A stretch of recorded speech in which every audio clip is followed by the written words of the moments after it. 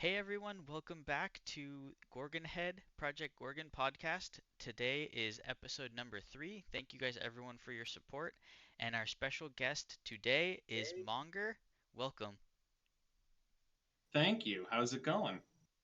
It is going fabulous. Thank you very much for joining me. I appreciate it.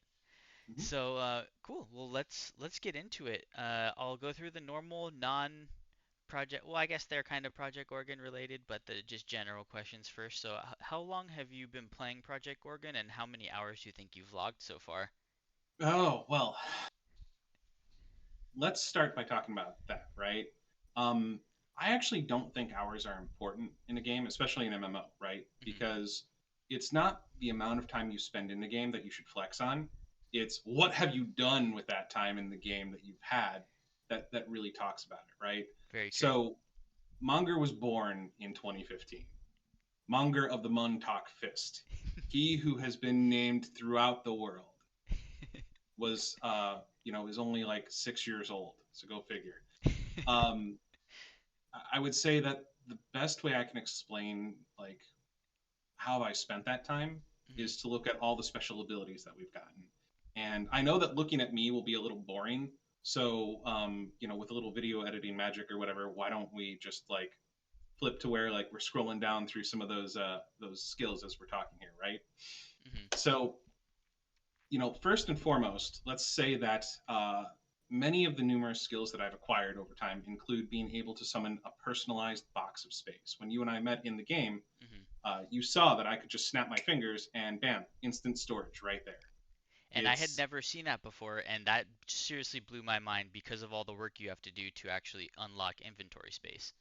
Yes. So the instant storage can only be obtained if you've collected 100 event tokens, Hmm. which is no longer a tradable item in the game, but used to be way back when.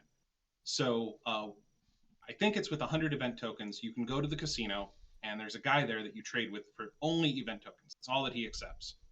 And he's got a lot of special titles, special items. Some of them are pretty tasty. The best one, I think, is that box of storage because it gives you 20 inventory slots that you could call out once every 3 hours.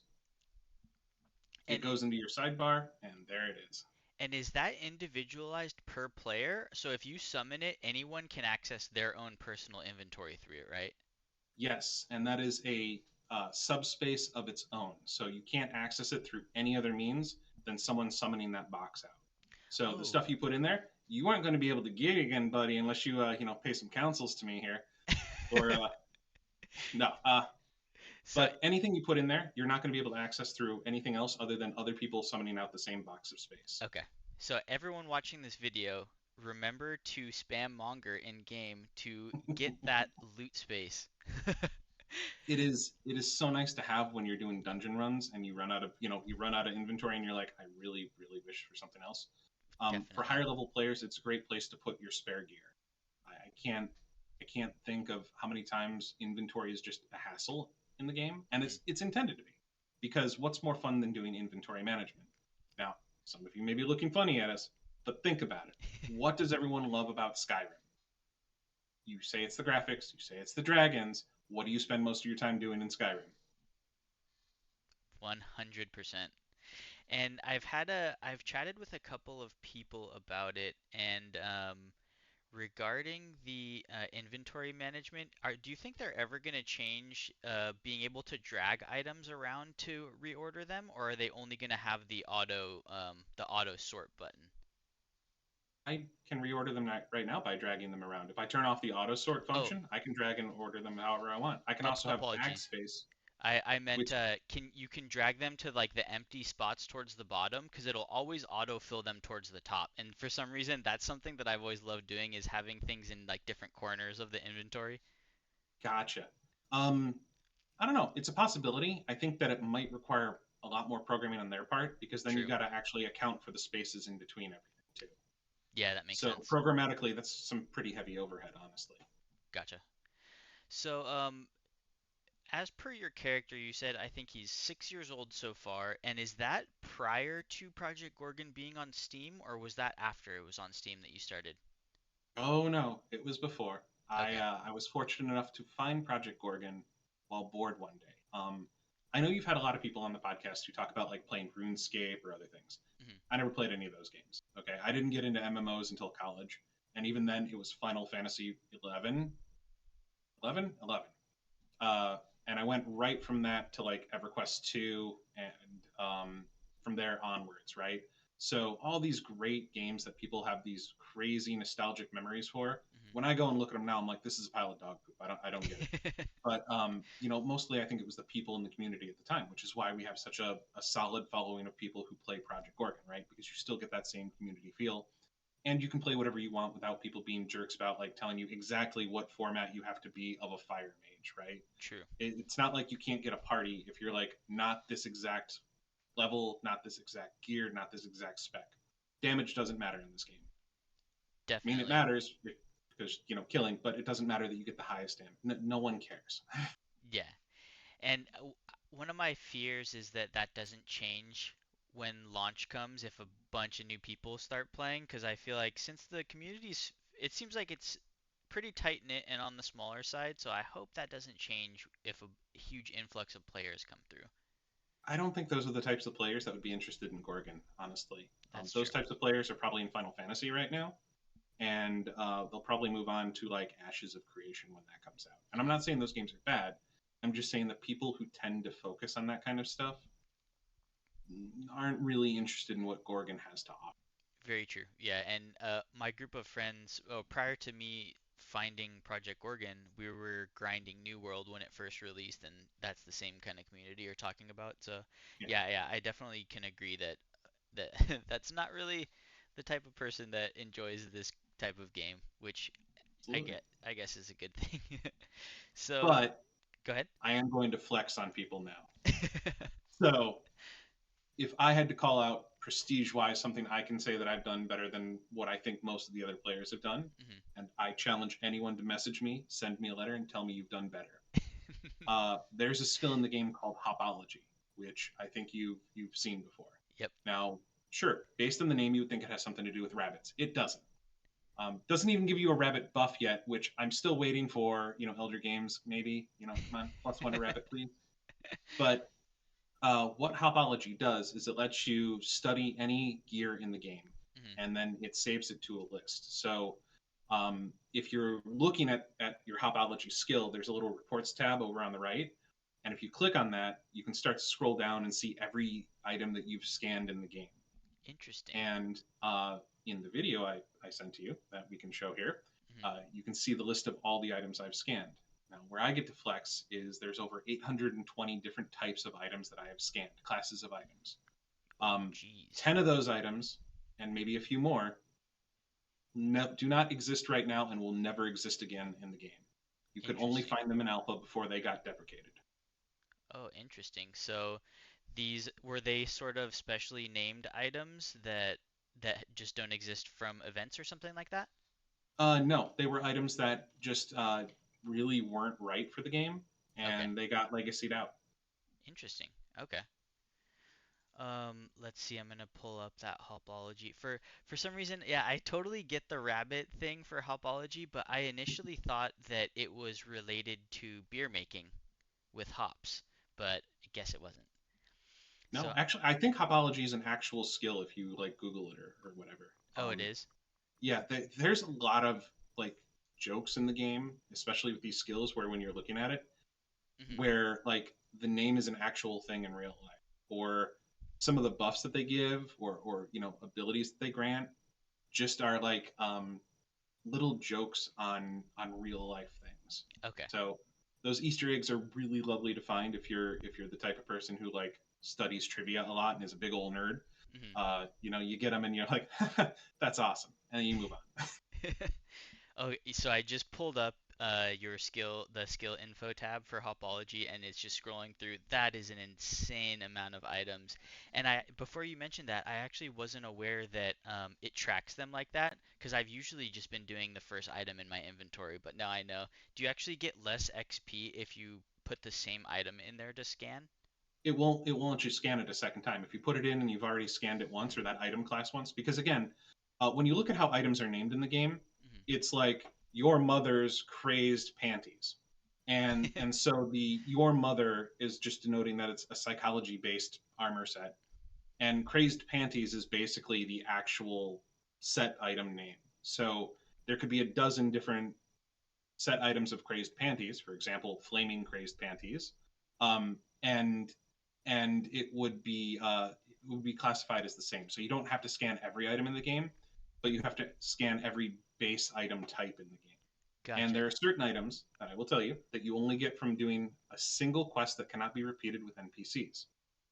The panties that I just mentioned, for example, there is a NPC in Cerbule who is an elf and who happens to be rather promiscuous. And after you complete one of her quests, you get her panties. And it's the only time that you can scan those. And so if Oh. you've already missed that, you only have two choices. Hope that someone else does the quest and puts them onto some broker somewhere where you can find them, Mhm. or recreate your character and start again. Oh my lord, that is so crazy. So, yeah, there are a lot of items that I, in particular, have probably tossed that I could have put into Hopology, but it's too late for that. And here's the fun part: even when you max out the level of Hopology, which will happen before you scan every item in the game, Mhm. you can still keep scanning more items. I, Oh, jeez. it might actually screw you over long term once they actually increase the level of Hopology. I'm Mhm. hoping retroactively they'll increase the XP. Uh, but if not, at least I can say I have more items than everyone else scanned. Fair enough. And yes, that's a challenge. Everyone watching this video, if you think you have more than Monger, he said it. Message him Bring it. and check it out. Bring it. So, what keeps you coming back to this game, and how does this game add up or stack up to the other MMOs that you've played? Sure. So let me preface this by saying I am not the target audience for Project Gorgon. It's not that I play other games or I look to do massive damage or anything. It's that Monger and I are very similar in one aspect, which is we are typically soloers. Um, the majority of the game up to level 60. When I started, only went up to like level 50, and then it got extended to 60, I think. Hmm. The majority of the game I soloed. I did everything. You would find me in some of the hardest dungeons trying to solo my way down. Sometimes it would work, sometimes it wouldn't. Um, but you have to remember that what they have said about where Elder Games wants to take this is that parties is going to be very strongly encouraged for high level content. So solo players like me who kind of like to take our time to explore every nook of the dungeon in ways that would drive the normal person mad and would make for terrible YouTube or streaming. Um, that's what I like to do. I like to run against the newbie dungeon when it came out was created by one of the developers, and they had said it was really their first time doing dungeons. That newbie dungeon on Newbie Island is probably one of the most fun areas I've ever been in, and I think I spent 4.5 hours there my first time, running against every single wall, mousing over every brick in that damn thing, just to make sure there wasn't some hidden wall that you could get through to some other really awesome area. Hmm. And I would say that because of that, and because of where they intend to take the game and where you can see the high level content going, I'm totally not the main audience. What makes me coming back though is that I have fun. And when I play a game, I like to be somewhat challenged. But if I'm challenged to the point of like slamming my keyboard and walking away, raging at my mouse and yelling at it, that's not. I play games to relax. I play games to have fun, and I don't have fun if the game is too hard. Okay, Dark Souls not my thing. Yeah. Um, so Project Gorgon for me is a nice game that I can come back to and just relax to it. I like games where I can go and fish. I like games where I can go and craft. I like games where I can get tired of that and go murder entire armies of skeletons in some dungeon somewhere, and I don't need to rely on a healer to keep me up. Hmm. Um, that's who I am. So what keeps me coming back is it's relaxing and it's fun. I regret that a lot of the newer content isn't so fun to me, but I'm looking forward to whatever they come out with next because I know that while some of the focuses aren't my thing, Hmm. they'll eventually come back to it, and there'll be stuff out there that's my jam, and then I'll be playing for 8 hours a day for 5 days a week for a while. Definitely, definitely. So, uh, I've talked to a couple buddies that I tried to get into the game, and they have said that diving into it when you first start can almost be rage inducing because it's so ambiguous, which I totally get. But what I've told them now is after I think I have around 100 hours into the game so far, and that definitely goes away. It's definitely a little overwhelming at first when you get thrown into the island, you don't have any weapons, you don't know how the leveling of skills works or anything like that, but it does get better for those people out there. Put 5 hours into it, maybe even a couple hours once you get off the starter island, and it's much better, trust me. Sure.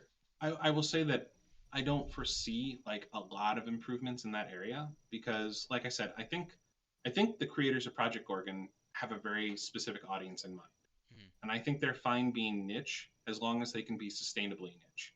Definitely. So part of what made it so interesting for me was when you open up everything, right? You have no idea what's going on. All you know is you punch a skeleton, you get unarmed skills. Okay. You go walking around, you look at some dummies, and you're staring at those dummies, and you're like, there's something here. I can target that. I can hit it. It's not doing anything. What do I need to do? And if you're the type of person to like go off and wander around for a bit, but you keep thinking of that, you keep coming back to it and trying other things as you think about it, this is the game where you're going to be playing it long term. Mhm. Um, if you're someone who gets very frustrated easily, right, and just needs to go look at the guide, there are guides out there. You can talk to the community, get help, right? But you have to be outgoing if you're going to be doing that, or you have to be patient and you have to Mhm. be, thoughtful. And that's not always good for a game. I mean, people want to have fun in different ways. I think both of your last two people you interviewed Mhm. said that they were very interested in increasing the PvP features, right? Mhm. Flat out, Project Organ is not a PvP game. There's no way to Yeah. increase the PvP features in a way that won't be rage inducing to the majority of people who try to PvP. True. They acknowledge that. They acknowledge they have limited resources, and they're like, that's not going to be a thing we're going to do ever. Here's some PvP punch. Go make tombstones everywhere, and really mess up our server processing speeds for a bit because everyone's tombstones is littered everywhere now. Mhm. But that's as far as they go. It's just a fun little thing to do, Yeah. but like there's no strategy to it. There's no tactics to it. My body slam can kill anyone, just hands down. And it gives you a new death XP if you haven't done it yet, because there aren't too many monsters that can body slam kill you. That is true. I definitely don't have that one unlocked, so if you want to body slam me some point this week so I can get the death XP, I'm in. I'm sorry, I'm taken. My wife would be very angry if I body slammed other people. You know how it is. Uh, Fair enough, fair enough. but no, seriously, it's all about do you like where they're going or not. I don't foresee them really changing their stance. They're a very dedicated group, and they have a, a set goal that they want to get to, and you're either going along with them or you're not. That's just where it's at. And Definitely. I think that most people who play this game will come into it, yeah, and either they'll be interested from the beginning or they won't be, and maybe they'll give it a chance, maybe they won't, because they everyone has limited time. If Mhm. you have a lot of limited time, you're not going to spend time being frustrated in the game. You're going to go play a game that you find fun. Yep. um, but if you find this fun enough, and as you explore, you find more excitement in it, you want to bring it around more, you are going to have fun for a long time. It's definitely worth the investment of the initial money sink into it, and I love that it's not free to play, because that means you don't get the toxic people coming in, because no one's going to come into a game, spend that much money, be toxic, get banned, and then try to make another account and come back in again, because you'd have to pay the $40 or $30 or whatever it is over again. Yep, 100%. And on So on that quick note, I think I heard that it is going to be going on sale again here soon, so it may be down from 40 to 25 or 30, I think it was last time. So definitely look into that if anyone's thinking about purchasing it and you think it's a little too expensive.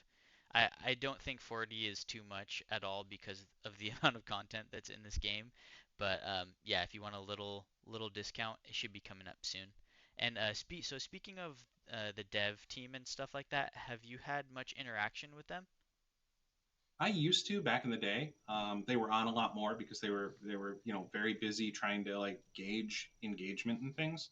Hmm. I think they're working more on mechanics nowadays. So I mean, there's a lot of people who are still in there. I still message them when I see them. I say hi.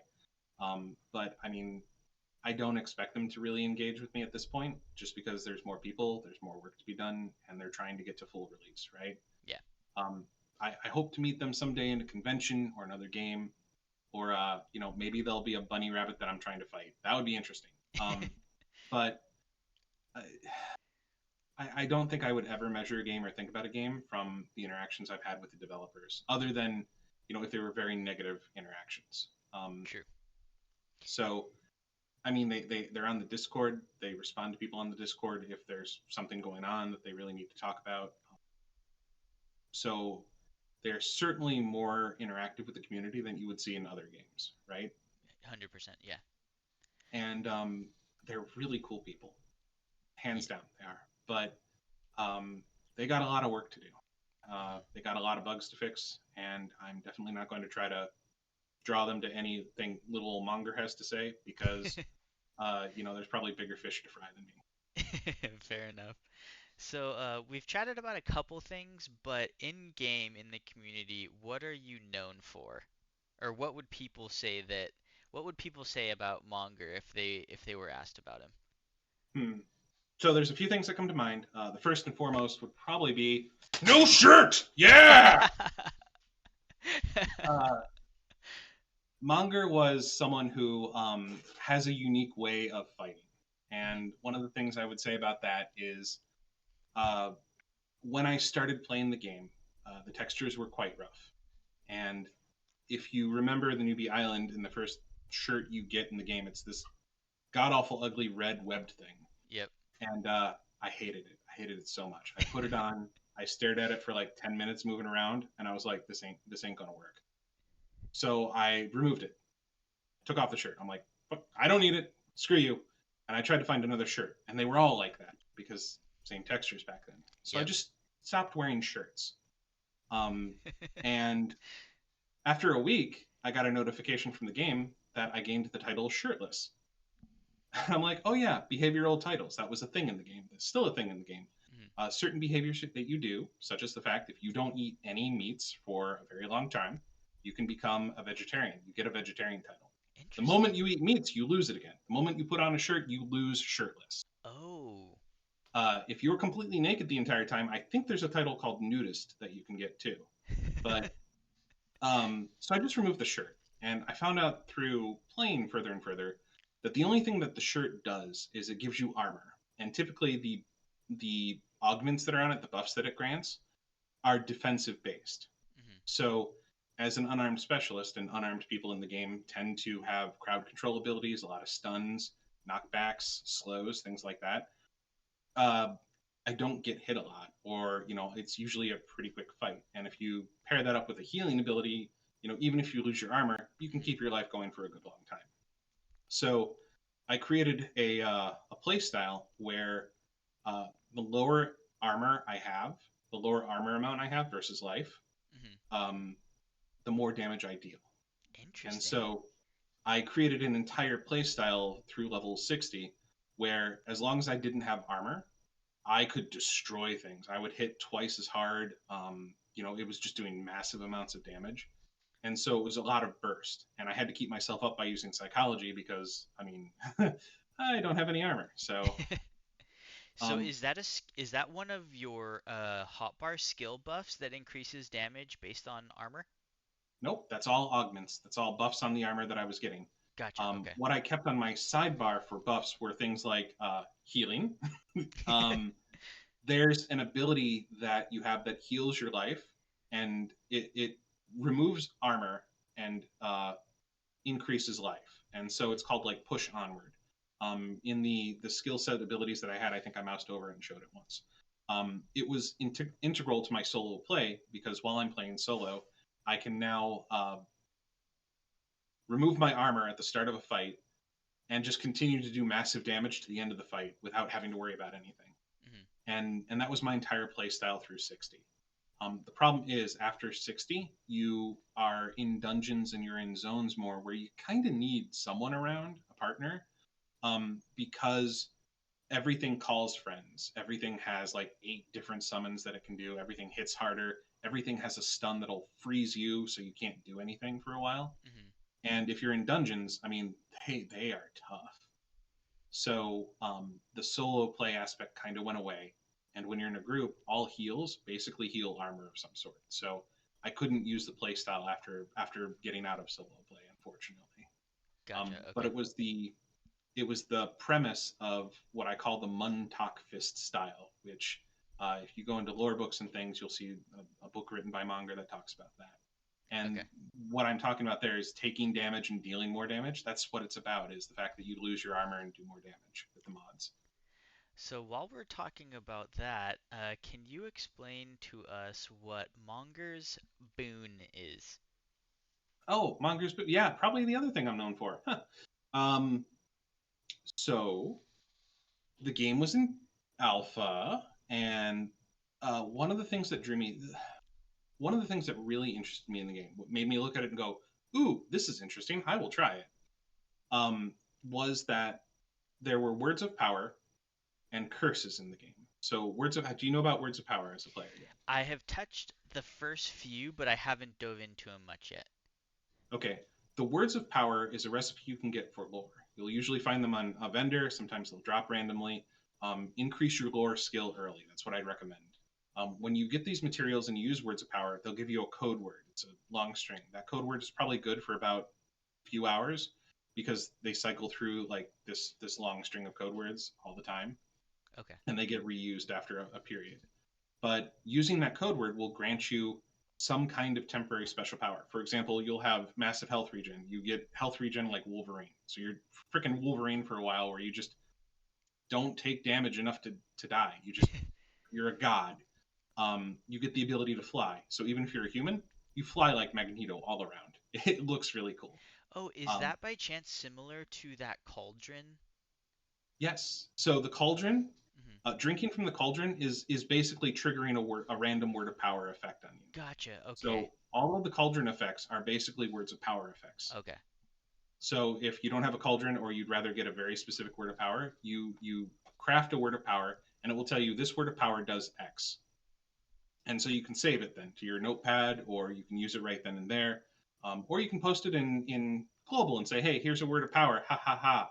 And they'll use it and they'll be struck dead or something. I don't know. It's quite fun. There are a few times that I had a friend that was dead, and there's a word of power that resurrects you. So since resurrection is so hard to get in the game, having a word of power like handy to resurrect yourselves or at each other in a dungeon where you've just killed everything around you, but no one has resurrection left, they're fantastic to hold on to. Definitely. Yeah, a couple of the guys that I've been doing some dungeons with have it, and it's so clutch rather than having to respawn all the way back at the beginning of the dungeon. Right, and it's really funny if you mix up the word of power for resurrection with the one that teleports you to some random place in the world. Oh, jeez. Um, That could be rage inducing. Along those lines, by the way, there is a skill called Sigil Scripting. And Sigil Scripting is another sidebar ability where you can drop runes of power on the ground that trigger. So the runes will be things like auto healing. If you've ever played with Kaskrim the Healer, for example, Hmm. she drops auto healing runes on the ground. Yep. Um, for warriors or other people, there are runes that explode and set everything on fire. And there's a fun troll rune called the Rune of Teleportation, which when anyone clicks on it, it automatically teleports them to some random point in the world that they've already been. Oh, so So only somewhere they've already been. yes, it has to. I think it's based on where they've because it acts like a teleportation point, like the teleportation pad, and you just Hmm. get sent to another random teleportation. I think it's a teleportation pad. Anyway, you get sent somewhere random. So you click on it. There is no warning. You just get teleported. Okay. So there's three very good uses for this. First, when the party's over, it's a great way to get people out if there is no one with a portal ability that's ready to go. Hmm. So you can drop that on the ground. People can at least get out. They don't have to deathport, and they might get sent somewhere interesting. Gotcha. Okay. It is also a great ability to troll people with your friends only. By the way, don't do this to randoms. Because you drop that down if they're doing something like I don't know, looting bodies. As soon as they click on it, if they're not paying attention and they interact with it, poof. Oh my God. That's a good April one. Fools is fun for me. Let me tell you. I definitely need to look into researching on that one. Yeah. That'll be You good. can also drop it in front of a chest, and so anyone walks up to that chest, the rune's there. They interact with the rune instead of the chest. Oh, boop, gone. There's endless troll with this to be had. Yeah. Or it's great to just drop in town and see who's like, "What's this?" Touch. Just see everyone start running towards it. Psh. Yeah, Okay. it We'll lasts for a little bit too, so it's kind of we'll fun. have to do this one day. That sounds way too fun. We totally got sidetracked there. So Munger's Boon. Yes, yes, Um, yes. I was the first player. Well, no, I take that out. Hold on. So we were in alpha. Hmm. There were somewhere around, less zones than there were now. I think the highest zone that you could get to was the desert, Illimari. Okay. And it was, the high level place where you went, you fought, you had fun. Uh, I kind of, I didn't get bored, but I got curious because back then curses were always dual sided, a benefit and a detriment. The majority of curses were both. So, for example, the big head curse that you get on Newbie Island, yes, you can't wear helmets anymore. Your head is a giant bobblehead. Oh no! But you got bonus power, and I think it gave you some extra oomph to magic casting. Okay. So because you had a bigger brain, Yep. Big brain uh, plays. all curses had different bonuses and benefits, and there were a lot of people that were taking curses and turning them into play styles. Um, Hmm. Again, going back to Castrum, if you've noticed that she's got this weird dark effect around her all the time, it's because it makes it so that as a healer, she doesn't get hit. She has a higher evasion bonus because there's a percentage chance that everything will miss her because of that darkness curse. Hmm. Because of that, she also misses a lot when she tries to hit things. But it's an example of a playstyle that you can make based off of a curse. Since she's a Um, healer and not doing much damage anyway. right. Gotcha. There are curses in the game that will turn your organs crystalline, and that is just a whole treat by itself because it means you're a little bit more resistant to certain elemental effects, but you're weaker to others. Okay. So, seeing all these curses and seeing how they interact with one another was really interesting. Two curses that I really liked were conduction aphasia, which I kept for I think 2 years. And what it does is whenever you talk in chat, it mixes up all your words. And so you kind of sometimes sound like Yoda. Most of the time, people assume you're a Chinese gold farmer, and like they'll report you for it. It truly happens all the time. I know because I had it for 2 years, and a lot of whispers were to me like, "Are you a gold farmer? Why are you here?" Like, Because when you're typing, it shows your chat going out normally, correct? Or do you also see the jumbled version? so when I type and say it, whatever I type, I can see in the entry bar fine. Hmm. When you hit enter, it jumbles it for Okay. everyone, including yourself. Yeah, and I could have sworn that people who were lichens or wolves were saying like howl, but it automatically changes their text to howl, and that just blew my mind when I Yes, found that out. I was like, that yes. is the And coolest thing I've ever seen. there's a skill called animal speech. So if you're an animal and you're talking in chat, Hmm. it will jumble your words, and the lower you are in animal speak, the more it jumbles your words all the time. And the frequency Interesting. lessens as you increase your animal speech skill. That is really cool. That is Right. really cool. So there were these curses that would do that. So one of them was this jumble speak. Another one that they've since removed from the game because it caused too many problems. I hear was one where it would randomly. It was called bad attitude, I think, or something. And what it would do is, if you're in a party, it would randomly send out a party chat that would just insult your party members. It would be like if you and I were in a party, it'd be like, hey Rock, why don't you pick a skill that you're actually good at, or perhaps you should try putting effort into it instead of just sucking so much. It was things like that. So mixed with the conduction aphasia, it would try to insult people, but it would mix it up so bad that no one knew what you were saying anyway. It, Oh it was my it was God. really interesting. So then it looks like the Chinese gold farmer is now trying to Right. insult you. Right. So I got those two curses, saw that, and was like, this is interesting. You know what? Why don't I gather every curse in the game? So at the time, I got the help of some very high level players, and we went and got the hardest to get curse in the game, which what it caused you to do was spin randomly every 5 seconds or so. Hmm. Like, you know how when you get drunk, it turns you? Yeah. Okay. Imagine that happening every 3 to 5 seconds. Oh, jeez. Right. So that was the first curse I got. And then I spent the next 2 months gathering the rest of the curses throughout the whole game. Hmm. And then at that time, I was playing Project Gorgon pretty hardcore. So I would get off work, I'd come home, and I'd play on Project Gorgon for 8 hours. And the thing that I liked doing back then was I liked QA testing things. So I was probably submitting a ton of bugs to the developers, and I'm sure they loved me for that. But fortunately, animal speech and curses do not work in bug submissions, so they didn't have to worry about getting nonsense howls or oinks or anything while I was doing That's good it. at I least. gathered every curse in the game, and I want you to know that animal forms are all considered curses mechanically. Interesting. So I had to get every animal form as well.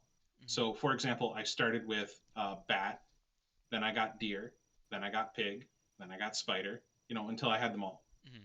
And I ended with spider, honestly. And back then there was a bug in the game where if you were a bat and you turned into another animal form, it changed your form, but it kept the abilities of the bat, so you could still fly in any other animal form. You could be a pig that flies, basically. But would it Um, limit you from using the abilities of the animal that you transformed into? no, it wouldn't. You Oh. could still use those abilities too. Oh, geez, that's awesome. So it just gave you the flight ability. It never turned off the flight trigger. Okay. If you were because it was only bat unbat. If you went bat and then turned into any other form, it didn't care. It was like you're still a bat at heart, so you can still fly. That's awesome. Um, it was a bug I submitted, but one of the curses I also got was called slimed legs, which is Hmm. from a cerebral dungeon called the carpal tunnels. Okay. I don't know if you've heard of it before. It's the one where the hands are there and there's like a secret dungeon underneath. Yep. Um, there's a boss in there that will slime your legs, and slimed legs means you always move at walking speed. Oh, Really tough, right? that is sad.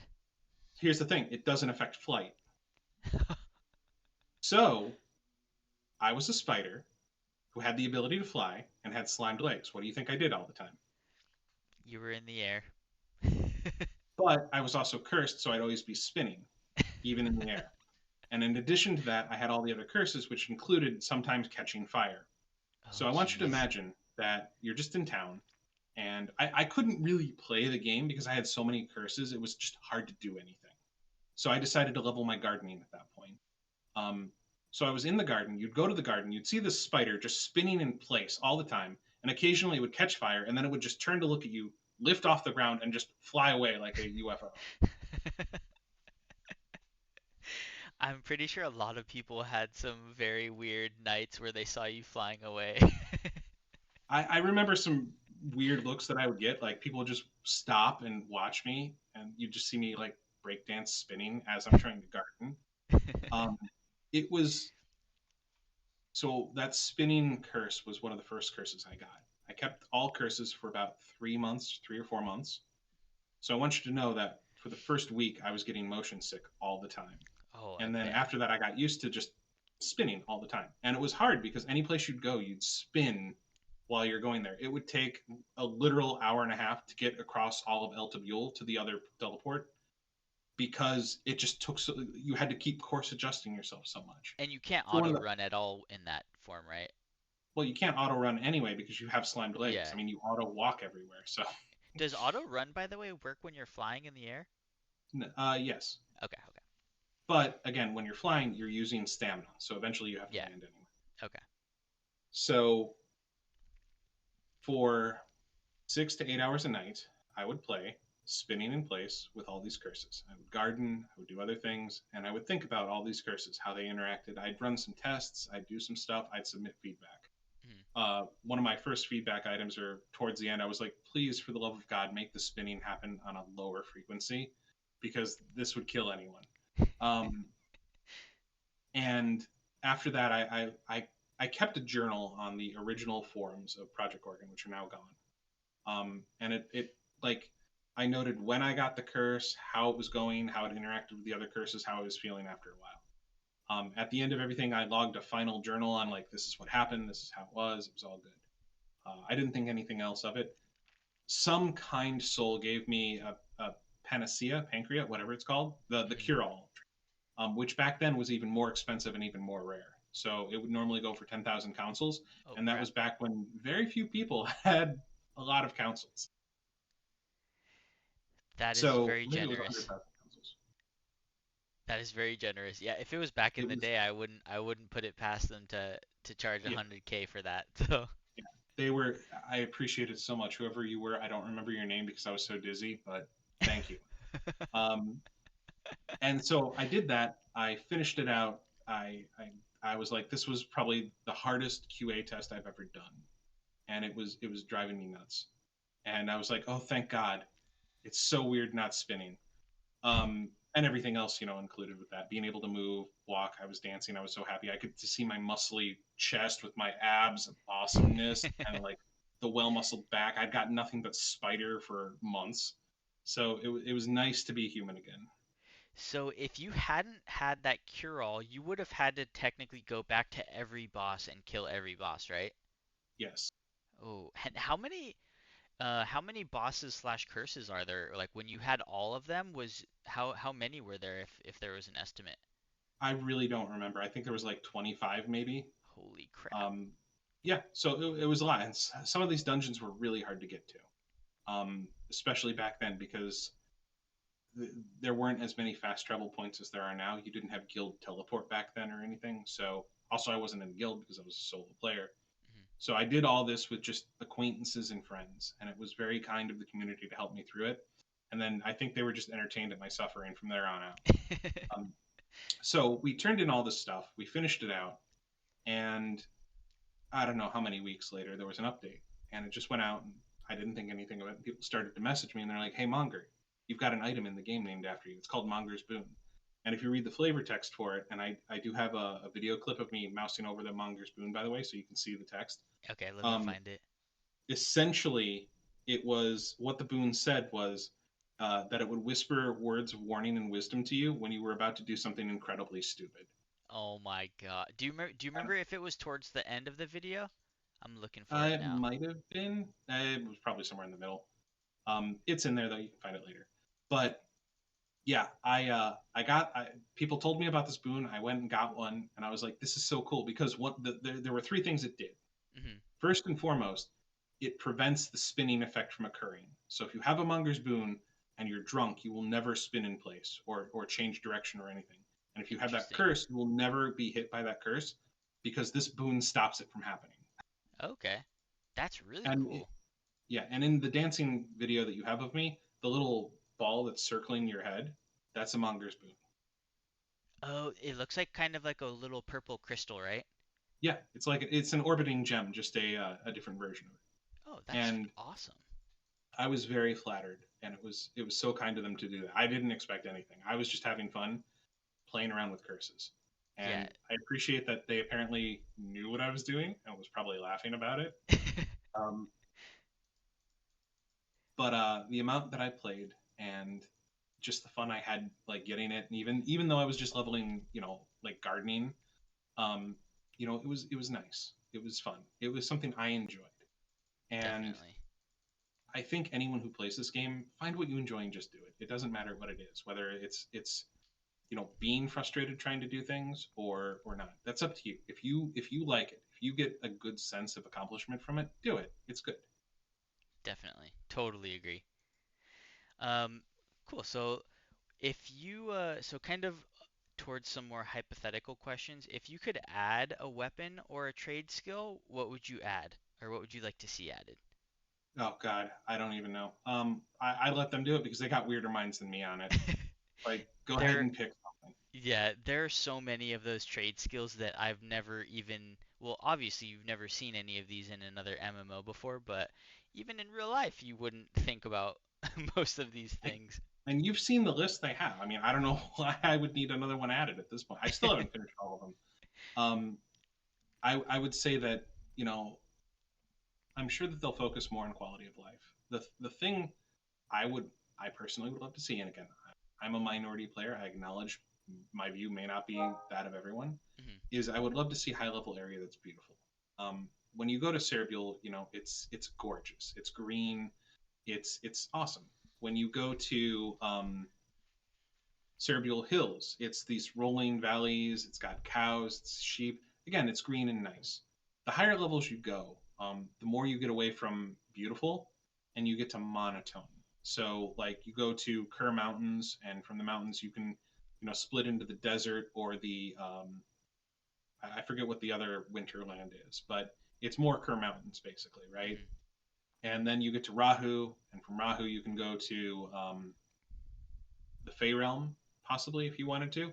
And the Fey Realm is just colors. I don't know It's how to describe it. it's a little I overwhelming. personally won't call it beautiful, but I will say it's very colorful. Yeah, I Um, agree. and it's very whimsical, which I like, right?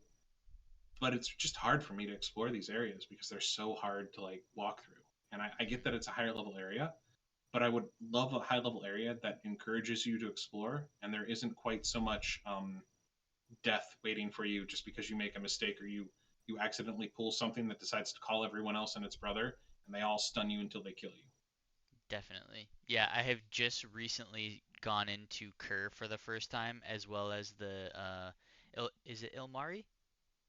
Yes, Yes, and the Ilmari Desert. And yeah, I haven't explored because I'm a huge map completion guy. I already have 100% on Serbule, Eltabule, and Serbule Hills. Well, technically not Eltabule because there are some corner parts of the map that you can't actually explore. But yeah, it's definitely a bit repetitive in those in the mid-level zones that I've started exploring in. right. And it gets repetitive from there on out, and it gets more dangerous to try to get to these like places that don't really have a lot of interesting things in them. Hmm. But I know that they're just trying to get content out right now and try to get the frameworks out. I'm really looking forward to when they go back and really flesh out some of these areas a little bit more. Or they take the time to come back to it and just revisit with new touch ups. Gotcha. The thing that kind of drives me nuts, but I also can appreciate at the same time, is that after Kerr, every place that you go has a weather effect or a detrimental effect to you. So you'll start to freeze unless you have fires. You'll start to die of thirst unless you have waters.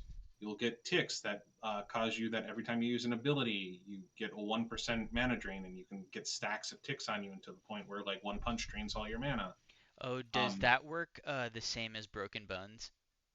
Similar, yeah, broken bones, for example, Oh, I right? hate Uh, Broken Bones. but yeah, and it's fine that it's fine to have these things in there. I don't care about it, but man, give me a break for a bit. Let me just have one place where I don't have to stress about having more items to to at least check it out and have fun with it. Yeah. I'm looking forward to that eventually happening. I mean, the Fey Realm was nice because you didn't have any effects like that. Hmm. It's just the Fey Realm really hurts my eyes. Yeah.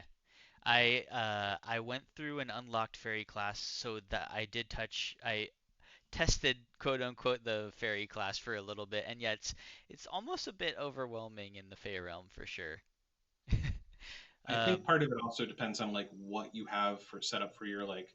Have you ever, and if you haven't done this, and anyone who hasn't done this, do it. Go into your graphics settings mhm. and change it from whatever setting you have to potato. There's a setting called potato. Change it to that and try playing with that. It's hilarious. Oh geez, does it go back to the old school graphics when the game was still in alpha beta? I'm not going to tell you. I'm just going to Okay, say go in there, set it to potato, and try going out and doing something. settings to potato. I'll be definitely doing that on stream this week.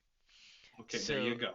So on the flip side, do you think there's anything, weapon, trade skill, mechanic that you'd like to see removed, or you don't think is really, I don't want to say it doesn't contribute, because I'm sure everything contributes to a certain extent, but is there anything that you think wouldn't hurt losing? I think there's a lot that could be streamlined, but I know that right now it's just placeholders. So I don't have the clear vision of what the future is going to be. Hmm. I can tell you right now we have a lot of different foods in the game. Like I love cooking. I love gathering materials for cooking. But ultimately, all the foods give you the same exact buff, no matter what. If it's of the same level, it pretty much gives you the same thing, unless it's cheese. Hmm. And that's probably why a lot of high level players only carry around cheese with them. I'm looking forward to when they rebalance the foods and do more with it. But again, I also acknowledge that that's a very small piece of everything else that they have to do. Definitely. Um, and I admit there's a lot of things I'm waiting for that I'm looking forward to when they get to a point where they feel confident enough to add in a new graphics thing. That's Hmm. that's going to be really cool to see new graphics in the game. Definitely. I wonder how pretty the elves will become.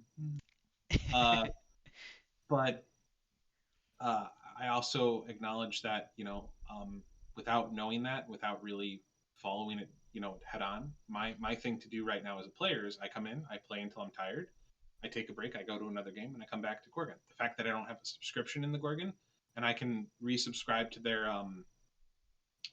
VIP stuff Hmm. whenever I want, and then I can stop when I want to go do something else and come back again. I mean, the fact that it's a game that I keep coming back to over time, even if I take several months of a break, it's pretty good. I don't do that with very many other games.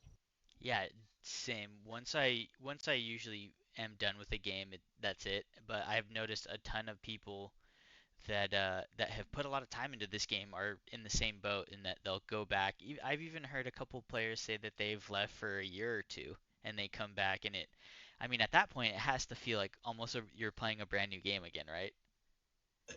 It's a little overwhelming to remember everything. Definitely. I mean, the difference between the new player starting and an old player restarting is the fact that the old player has way more menus. They have to remember what the heck they were doing and how things touched up than a new player. Oh, I can't Um, even imagine. I mean, look at the skills list I had. Look at all the things you go through with that, right? There are skills that you would never think to use or look at, but once you get them, you're like, I can't imagine living without it. I mean, in animal form, I can excrete a toxin that basically anything under cur level will die if it hits me. I mean, what more do I need? I could just walk around low level areas excreting this toxin and just do my thing. Just pulling all the mobs and they're killing themselves. Yeah, they're killing themselves on me. Yep. Oh, geez, that's pretty awesome. Mhm. So, I know you mentioned that you're mostly a solo player, but so I guess two-part question. What's the hardest content that you've been able to clear solo? And then what's the hardest content? I would think it's the new dungeon, right, that you've cleared with a group. Yeah, I can't clear anything above Illimari Desert. And Illimari Desert, like the labyrinth, I think it's called, Hmm. is near impossible. Like I can't get to the witch at the very very bottom, right? I can barely I can barely deal with like the giant beetles that are in there solo. Okay. But again, you have to remember I'm not an optimal player. I'm not doing the most damage of anyone in the game. Hmm. I'm very average when it comes to building things, and I don't go for high level spec. I go for what is entertaining in my mind to me, like what makes me giggle as I'm doing it, right? Hmm. Um, so it makes it very hard. Like I've never explored all of Labyrinth, and I'm sad that I haven't done that. I haven't filled out that map very much at all. And I don't want to drag other people to do it because there's not many people who are actually wanting to just go around and touch all the walls and look at this. Um, so yeah, I'd say that the desert is as high as you can go solo. But in the desert, there is some really cool content that not a lot of people know about. There are these maps in the desert. You can go and talk to an NPC. I forget his name, but he gives you bucks, some kind of bucks. Hmm. Gosh, something bucks. Anyway, he offers to trade you his bucks for special armor that only he has. Which, by the way, if you're doing hopology, you have to get enough bucks to buy every piece of that armor to hopology all the items Oh, because you geez. can't get them from drops. You can't find them anywhere else, and no one uses him. So that armor that's on you to get. Um, but he has you go around and do these expeditions, Hmm. and you follow a map. You get to the expedition point, and a new portal appears, and you step through it. And it's a soloable dungeon with a storyline to it. And each dungeon that you go to, it's randomly generated which one you get. I think there's like 12 of them. Oh. They're all really interesting storyline, and they're all really interesting, like unique things that happen in the dungeon that you get to fight. And I know they've only done it there, and I know that it's not like popular with a lot of players, but it is really cool. Hmm. Like the design of the levels were great. The way that they were balanced for a single player to go through it, and the way that everything tells a story, from the placement of the materials to the like little notes that are there to whatever you find inside it, it's just really really cool. And it all has a kind of theme that culminates into a story about the desert. Hmm. So if you haven't done that content yet, you should go back and do it if you're a high level player. And if you're a low level player and Kerr is a little bit tough for you, like to just survive and run around there, you can probably make it to the desert, get this content, and it's a good place to level up without being harassed by like random wandering monsters. Yeah, that's actually a really cool concept because I think something that a couple of my buddies told me about, they were basically asking, is there a main story? And I don't believe there really is. It's obviously very ambiguous and not linear at all. So I think that's something that I usually like, kind of that story progression. So those dungeons are something that I'll definitely go and look into for sure. The NPC's name is Sir Johnson, Sir Johnson. and the Okay. items he gives you for rewards are called Sir Johnson bucks. Sir Um, Johnson Bucks. If you happen to find them on any vendor under the use tab, you should probably buy them and save them because, like I said, they can give you some pretty decent armor for that level. And the way it works is it'll have the base name of the armor there, like a helmet or whatever. Hmm. And then when you buy it from him, whatever skills you have equipped, it gives you buffs on that armor of those skills. So even if you are like leveling up some skills and you just want some good armor for it, he's a good way to like if you have the money, like have the bucks for it, of getting decent mid-level armor for it for Okay, whatever skills you're leveling. gotcha. Oh, that's super clutch. That's really good to know. So, I know we chatted about it a little bit. Do you think that there's anything maybe besides the graphics? Because I know that they're planning on doing a graphical overhaul before they launch. Do you think there's anything else that they would be helpful for them to have prior to going through their launch later this year? I'm sure they have a whole list of things that would be Hmm. helpful. I am I know many people, again, I'm sure I'm the minority on this. I was actually excited about having the wipe come through where they wipe the economy, wipe all the items from everyone's banks and start Hmm. over. Because the idea of being a high skilled player that's completely naked and trying to get to end level gear again sounded pretty fun to me. Just as something to do. I mean, it's like you are naked, you are in a level 1 area, you have level 70 skills, level 80 skills, right? And the question is, how can you get back to level 80 gear? Where do you start going? And Hmm. if you've reset all your favor, everything else, you want to get that favor back up with all the NPCs. So it's like you get to redo the game again and relive some of the most interesting quests. And you'll probably find a bunch of quests that you wouldn't have found otherwise because you don't go back to those zones because you're too high level. Yeah. Um, so I know that they're always slipping new things in, and I fully expect that they've probably taken an area that like nobody really goes to, and they've probably added some new Easter eggs to it. And they're going to add more during launch probably and afterwards. And that's exciting. Even if it's just little stuff like a golden lemon or something, it's still a fun, item to find or get. Yeah, definitely. And just to clarify, did they chat about potentially doing a wipe of everything except for the skill So levels? that was their original plan. They recently announced that they are not going to do that now, and that they're just going to go forward with like how things are currently, Gotcha. because it seems that a wipe would have probably been too complicated. Okay. I think that a lot of the frustrations that some people feel with the game aren't actually development issues so much as the limitations of the platform that they're on and kind of how they've coded themselves in at this point. And to get away from those limitations will require a pretty major recode, and it will probably take more staff before they can get to that point. Gotcha. So the question is really when they get to full release and they launch on that and we get more players in and we get more people who buy the initial sync into the game and then people who decide to get the VIP, they'll probably have the funds to do some of the really cool stuff. Okay. Yeah, that makes sense. So, one more question before we start to wrap up that I've asked. I know you watched the previous episode, so probably have put some thought into it, but given the fact that it's such an ambiguous game, is there anything that you think that they should do or shouldn't do to make it more friendly towards new players when they first start out? Absolutely.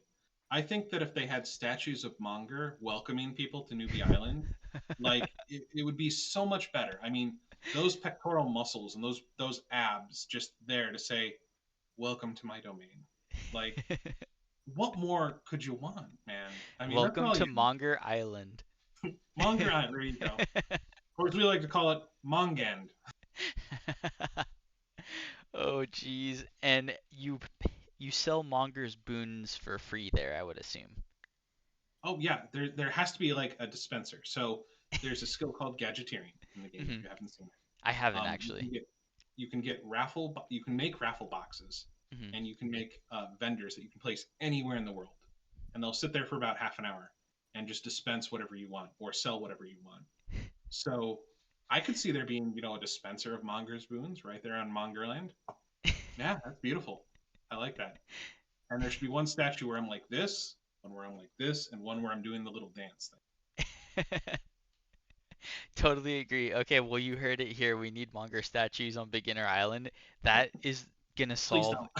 any that'll solve any issues that new players have. They'll just be hooked. Yeah, all they need to do is understand they now have abs of steel, and I mean everything else goes away. I'm looking forward to the people with no shirt that we're gonna see in the server running around once this video releases on Friday.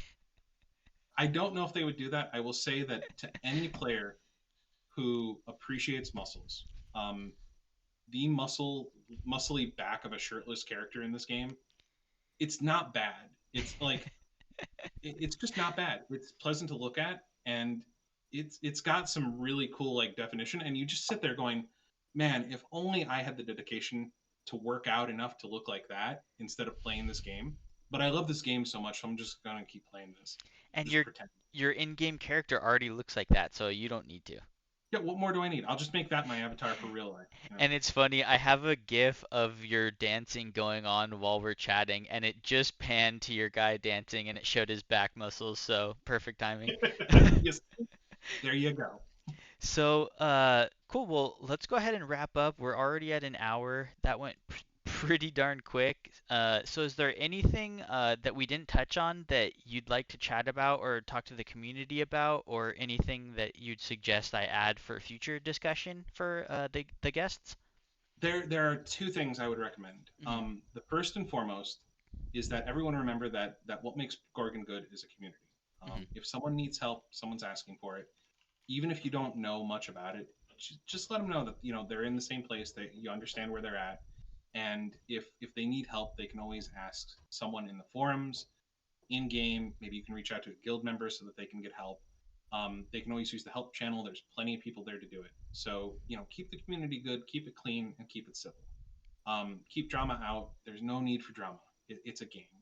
Just have fun. And if you start to feel that emotional well up, walk away. It's time to just put the game down, walk away, get a Coke, come back. You'll be better. Yep. And second to that is I would like everyone that if you see McNasty in the game, you walk up to him and you do a slash hug. All right, everyone. Slash hug McNasty. There you go. Um, so, and then lastly, is there anyone besides McNasty that you want to shout out, or maybe give me a couple guests that you think that we have, because we have chatted quite a bit and played a bit now together. So who else would you like to see that we haven't chatted about potentially being a guest? A lot of my people that I really loved and admired were people that I saw that were similar to me.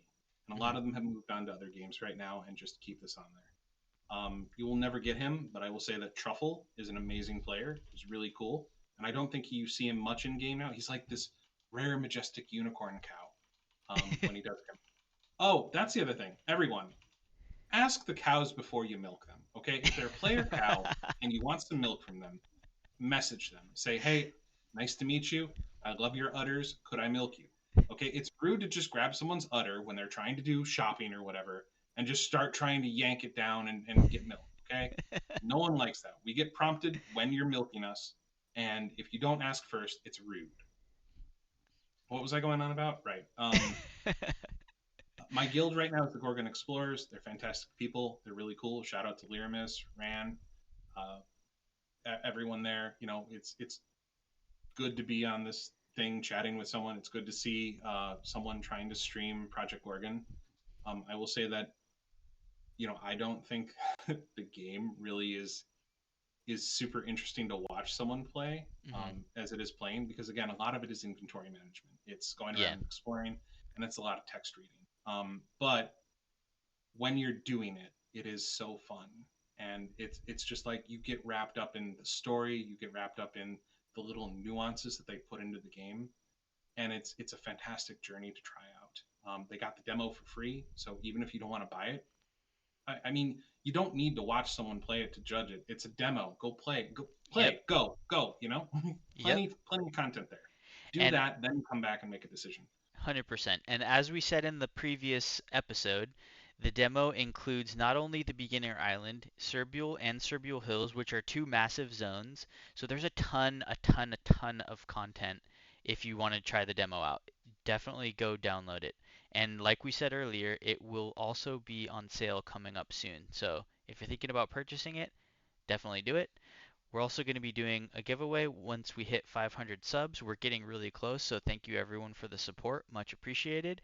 And once again, thank you a ton, Monger, for joining us today. And we are going to call it there. Thank you guys very much for watching, and we will see you next week. Monger out.